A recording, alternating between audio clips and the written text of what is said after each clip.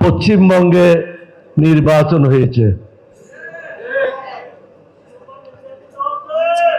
এবং পত্রপত্রিকায় বিভিন্ন জায়গায় দেখলাম বাংলাদেশে যে ইঞ্জিনিয়ারিং হয়েছে সেই শিক্ষা হাসিনা ওখানে মোদীকেও দীক্ষিত করেছে।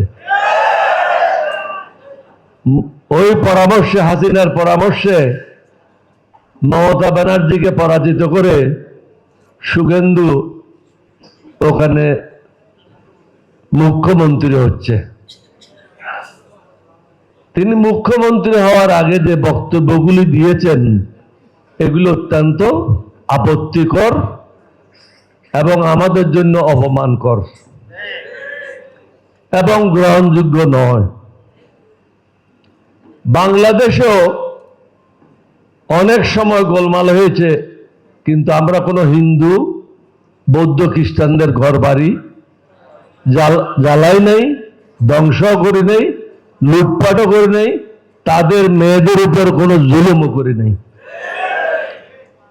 আপনারা নিশ্চয়ই দেখেছেন গত 48 ঘন্টা বা 72 ঘন্টায় 360টির উপরে মুসলমানদের ঘর, দোকান ঘর লুটপাট করেছে, মসজিদ ভেঙে দিয়েছে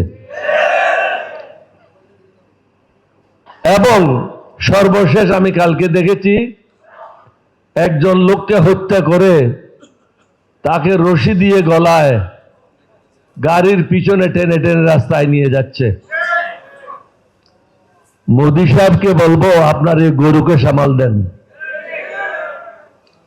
আমরা এই সবার পক্ষ থেকে এর তীব্র প্রতিবাদ এবং নিন্দা জানাচ্ছি এবং সাথে সাথে আপনাকে এটাও নিশ্চয়তা দিই, আমরা মুসলমান, আমরা বেঈমান মুনাফিকি করি না।